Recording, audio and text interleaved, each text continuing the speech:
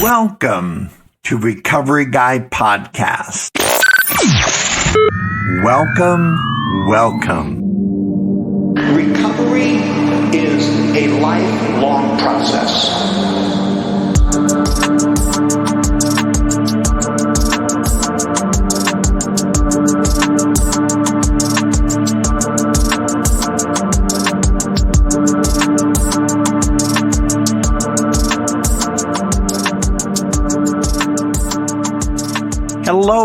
Hello. My name is Robert. I am the Recovery Guy.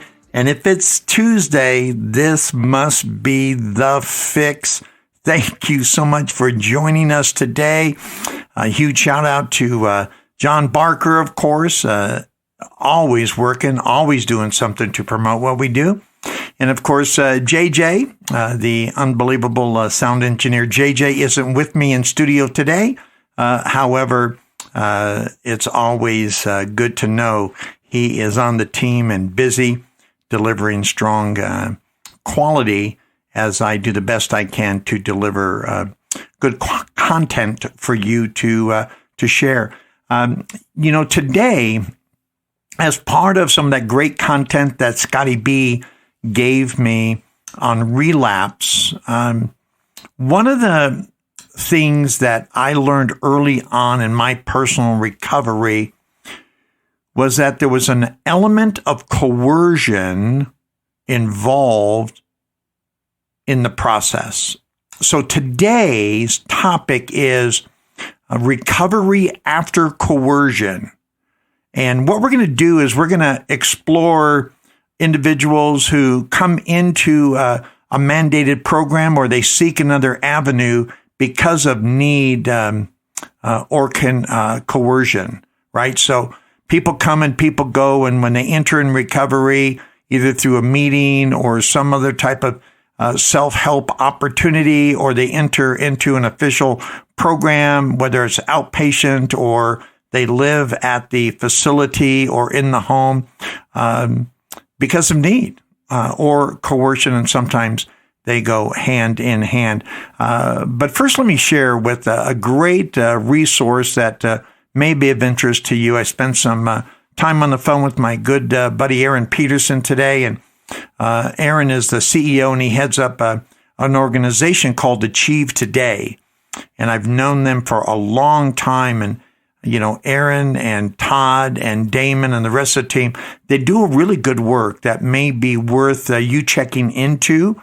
So go to achievetoday.com and see if there's content there that can help elevate you to become that better version of you, right? Because again, good is always going to be the enemy of best. And then also, my man, Sean Croxton, the quote of the day, really good podcast on there by Eric Thomas. It's the difference between who you are and who you want to be is what you do. I could do a whole podcast on that, but Eric does a great job on discussing and covering this. Go to QOD or Quote of the Day, find Eric Thomas, and listen to this. Also, go to achievetoday.com and see what other helps you may be able to incorporate into your life. Now, let's go ahead and get back to recovery after coercion. Let me first define coercion with you or for you. A good old Webster says this: coercion is the act, the process, or power of coercing, right? So they're using the verb to describe the noun, but you'll get it in just a minute. An example that they give is someone using coercion to obtain the confession of a person or to get them to do what they wanted them to do. And where it gets real interesting is in some of the synonyms for them. And one of them is arm twisting. Another one is compulsion or compelling them, compulsing them to do it. Constraint, Maybe they're holding them back from other things. Duress, a lot of pressure or force. And duress and pressure, they can be the same thing. You put someone under duress. You pressure them into understanding how challenging their life has become as a result of their behavior. So, arm twisting is a big deal, but how good does that go? A lot of times it takes a lot for a person, certainly me, to get to a point where I was going to say, yes, I do need help. Yes, my life is falling apart, doing what I'm doing, believing what I'm believing, thinking how I'm thinking, those types of things. And here's the deal. I really believe it takes coercion. I don't, maybe you do, but I don't really recall meeting a person who was seeking assistance prior to someone or something forcing them or coercing them or twisting their arm, forcing them to make a choice, right? It's usually because of a significant other, a job, a judge, a family member, a friend, who says, you need to do something, and usually when our arm is twisted, it's applying, some type of pressure, or constraint. I'm not allowed to do any more. I believe that everyone who comes into recovery or wanting a new way of life gets there through coercion. I love what Stephen Covey talks about. He says every major scientific breakthrough came as a result of a break with. Now, for the average person who doesn't live in, the areas we do with minimizing, rationalizing, justifying, denying behavior, they sort of notice things. Oh, this doesn't feel comfortable. That doesn't feel comfortable. And certainly after a while in recovery, we learn that. However, initially coming in, we have to be coerced. Otherwise, we're going to just end up hitting another bottom and then wondering why we get there. And it's one of the most important things about Al-Anon and other support groups that help people like us get to recovery, because they are getting well and they know as long as we're sick, they can't have the relationship that they desire to have with us. Now, where this really came to light was I was about 7 years clean and sober, and I had gone back to college to get my degree in alcohol and drug studies and pursue counseling and the helping profession. So now this is back in 1993, and I worked for this organization. I'm sure I've mentioned them before. They were called the How House, honesty, open-mindedness, and willingness in Victorville, California. And like I had previously stated, it was run by St. John of God Healthcare Services. And really what it was a social model approach to recovery. So in this particular home, if you're not familiar with social model, the place I go to, Annie's house, is essentially a social model recovery, where everyone, it's a non-medical facility, where people live there and get constant assistance 24 hours a day, 7 days a week. There's different things that it may be called, but I know it as social model recovery. And I would tell individual as they would come in, I was an intake counselor, and I think similar to my friend Angie up in the Northwest is, I would tell them, it doesn't matter why you get there. it matters why you stay. Again, it does not matter why a person comes to recovery. What will determine their fate is why they stay. So when they come into recovery, as I came into recovery, it was about a need. I didn't want to die. I wanted to live. I needed to live. But I lost my ability to know how to live because the alcohol and drugs and the gambling and the pornography and the compulsive overeating and all of the other behavioral challenges, anger, were dragging me down, dragging me down, dragging me down. My family was done trying to coerce me. They were done. They came to believe that nothing was going to change me. Even when I was clinically diagnosed with obsessive compulsive disorder back in the early 80s, the psychiatrist, after the diagnosis, his prognosis was that I would probably never get better. And so all of those coercion apparatuses or directions or applications were sort of set aside. I now had this need.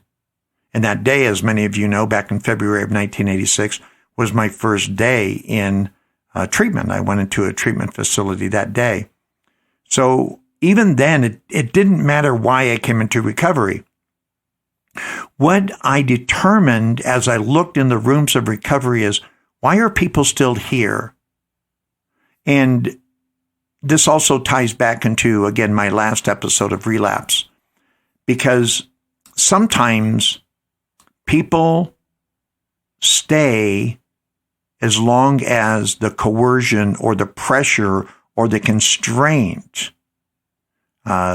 is there.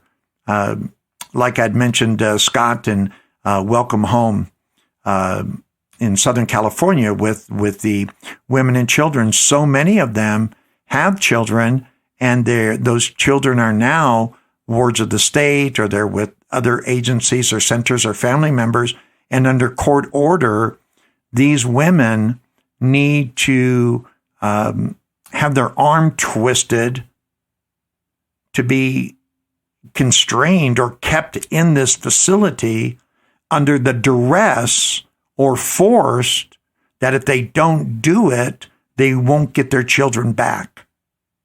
And so Scott and Melissa and the rest of the leaders there are really big in reunification of the families. But sadly enough, most people, once that coercion is relieved, once the pressure is gone, like if you get a deep wound, right? They'll tell you to apply direct pressure on it, because the minute you relieve that pressure, then you start bleeding again. So that pressure needs to be continually applied so a person doesn't bleed out. But how long can you apply the pressure in recovery? At some point, a person has to take personal responsibility and say, you know what? It doesn't matter what the family member says. It doesn't matter what the judge says. It doesn't matter with what the employer says. It doesn't matter what the significant other says. It doesn't matter what my doctor says. What matters is I'm sick and tired of being sick and tired, and I no longer want to live this way anymore. To heck with the coercion. I'm doing this now for me. Somewhere along the line, the person in recovery, it has to translate. People who relapse are people who either never translate or transition from a need to want. Or somewhere along the line, there just wasn't significant enough benefits to them to make it a lifelong choice, which is really sad. I think that one of the great things and the promises that were given in 12 steps, and regardless of what program you're involved with, self-help, whether it's yoga, whether it's Tai Chi, whether it's spiritual, whether it's any one of the 12 steps program, whether it's another one of the secular models, it really doesn't matter. Every one of them should be tied to a promise that if you do this, you're going to get that, right? Because that's the way it was when we were out there ripping and running. With the behavior that I was creating, it's why we need to be restored to sanity, right? Because I was doing the same thing over and over again and couldn't understand why I kept losing family members. I couldn't understand why I kept losing jobs. Couldn't understand why I kept losing cars, freedom, respect, health. The list goes on and on and on, right? So I had to say enough is enough. And I had to understand that I needed to be restored to that. Now, in recovery, and I've mentioned it before, I don't do the same thing over and over again and expect a different result. I do the same thing over and over again, and I expect the same result and even a better result as I'm elevated in this thing called life. As the tide goes in, as the tide comes in, all the boats are elevated. A rising tide lifts all boats. And since I have decided, like Jonathan in Jonathan Livingston Seagull, I've decided that there's no limit on how high the tide could rise. Just like Jonathan, if you've never read by Richard Bach, Jonathan Livingston Seagull, incredible story about breaking through social norms and exceeding anything anyone ever told us we had to stay at or to be. We can exceed all of that. So learn to fly like Jonathan, and also learn that not only are you a boat that will rise with the tide. My thing is, why not be the tide, right? Because we have to move forward in this thing called recovery. Because if we stay with the coercion, that pressure, that arm twisting, that duress, that powerful force against us, causing us, if once that's removed, if we don't initiate change, we will relapse. And if you don't believe me, look around. Look at our own life. How many times did we, I love in the big book, we swear off forever with and without a solemn oath, right? And it wasn't long before we're back. Oh, I promise you, babe, I'm not going to do this. Oh, yes, Your Honor, I'm going to go into this 30-day program. I'm going to go into this treatment center, and I'm going to do right, and you're just going to be so proud of me, and the kids come back in your life, and you get your license back, and you get your kids back, and so on and so forth. And you get that done, and a few months later, we start to get a little happy, a little fat and happy. Say, you know what? The coercion's gone. The pressure's gone. You know what? I'm so glad they did this for me, but now I just need to make my own decisions. That's where so many of us get to believe. We must believe that the bottom or bottoms it took to get us this far will only get worse if not acted upon now. Period. We must believe that the bottom or bottoms it took to get this far will only get worse if not acted upon now. If I don't act while I'm being coerced, then once the coercion gone, I'll go back to old behaviors because there's nothing pressuring me. Somewhere within that coercion, I must equate how I feel and how I look upon all areas of life is so far improved that I must be a part of this even after I get the kids back, I get the job back, I get the spouse back, I get the license back, right? I get my freedom back. Somewhere in that process, I must transition. I must translate inside out to become whole, to become well. You know, I love so much about the 12 and 12 and the big book of Alcoholics Anonymous. Again, if you're not of that realm, it's okay. Find something that's equivalent. But one of the things that says and how it works, chapter 5, rarely have we seen a person fail who has thoroughly followed our path. I love that phrase. This was written by a group of people who were coerced, just like you and me. They had family members, obviously children, siblings, significant others. They had jobs. They were obligated to obey the law. They had bills. They had their health. All these things that you and I have as well. And they were coerced the same way. They were coerced. They had to make changes or they would die, or they would never get the family back, or they would never be able to be a profitable or contributing member of society, whatever they felt their motivation was, whether it was an internal coercion where I must do these things for myself, or I will lose the spouse, I will lose the children, I will lose the job. So whether it is overt coercion or personal coercion, it's still coercion. And we have to translate or transition from that coercion to be a person who would thoroughly follow a path of recovery, who would begin adopting principles and behaviors that are baked into the cake of these principles and say, this is the person I am going to be. Just like Eric Thomas says, the difference between who I was and who I wanted to be was essentially what I did. So we have to first stop the behavior, whether it's a behavior that has to do with the substance or not. We have to stop whatever we're doing. And we need to do something new that not only gets the pressure off of us, but gives us this life that will exceed our wildest expectations. As many of you know, I've been clean and sober for 33 years.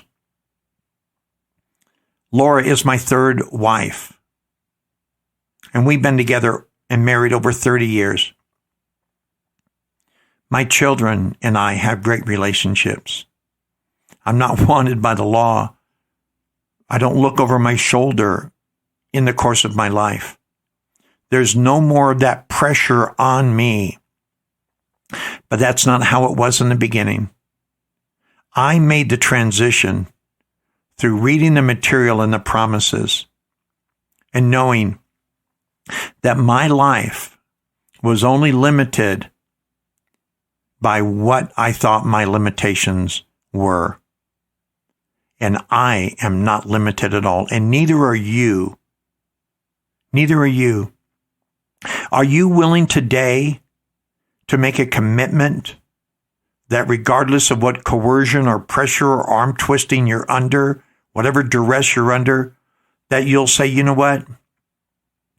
I like how I'm feeling so much and the change that is occurring in me that I'm going to do it for me, not for them, even though they will benefit, but I'm doing it for me. And I'm going to do it one day at a time for the rest of my life. Thank you for joining me today in The Fix. I hope recovery after coercion made sense to you. I hope you understand that we're all coerced, but it doesn't mean we can't translate that into lifelong recovery. Have a great day. My name is Robert. I am the recovery guy. I was trying to do everything I